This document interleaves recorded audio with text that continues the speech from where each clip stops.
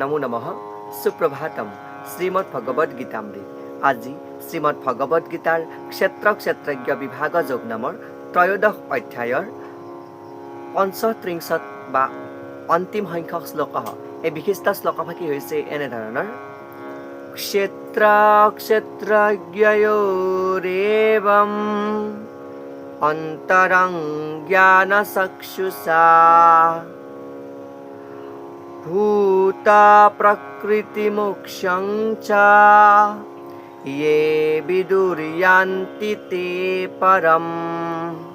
এই বিশিষ্ট শ্লোকভাগীৰ অসমীয়া অৰ্থ হৈছে এনেধৰণৰ: যিসকলে দেহ অথবা ক্ষেত্ৰ আৰু যিসকল দেহৰ অধিপতি অৰ্থাৎ ক্ষেত্ৰজ্ঞ তাৰ পাৰ্থক্য জ্ঞানৰ চকুৰে চাই বুজিব পাৰিছে আৰু জড় প্ৰকৃতিৰ বন্ধনৰ পৰা মুক্তি লাভ কৰাৰ উপায় সম্বন্ধে জানিব পাৰিছে, তেওঁলোকে পৰম লক্ষ্যত উপনীত হ'ব পাৰে বুলি কোৱা প্ৰসংগত ভগৱান শ্ৰীকৃষ্ণই সহা অৰ্জুনৰ আগত ক্ষেত্ৰ ক্ষেত্ৰজ্ঞ বিভাগ যোগ নামৰ ত্ৰয়োদশ অধ্যায়ৰ সামৰণিত এই বিশিষ্ট শ্লোকভাগী অৱতাৰণা কৰিছে।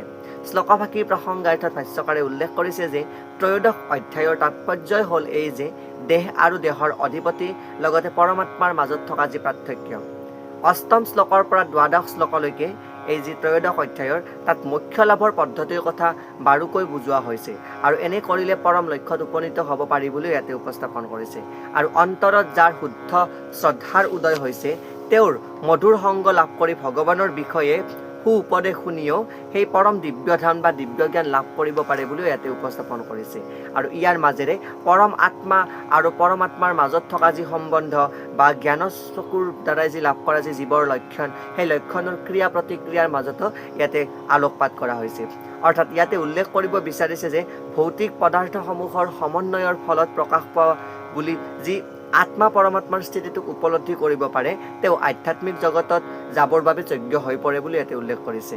আৰু এই কথাবিলাক মনত বা মননৰ দ্বাৰাই উপলব্ধিৰ বা উপয়োগৰ এজন আধ্যাত্মিক গুৰুৰ সহায় লৈহে এই অধ্যায়টো সম্পূৰ্ণভাৱে বুজিব পাৰি বা বুজা উচিত বুলি ইয়াতে উল্লেখ কৰিছে। এয়াই উক্ত বিশিষ্ট শ্লোকভাগীৰ সৰল গুড়াৰ্থ। পৰৱৰ্তী পৰ্যায়ত আমি গুণত্ৰয় বিভাগ যোগ নামৰ চতুৰ্দশ অধ্যায় আলোচনা কৰিম। ধন্যবাদ।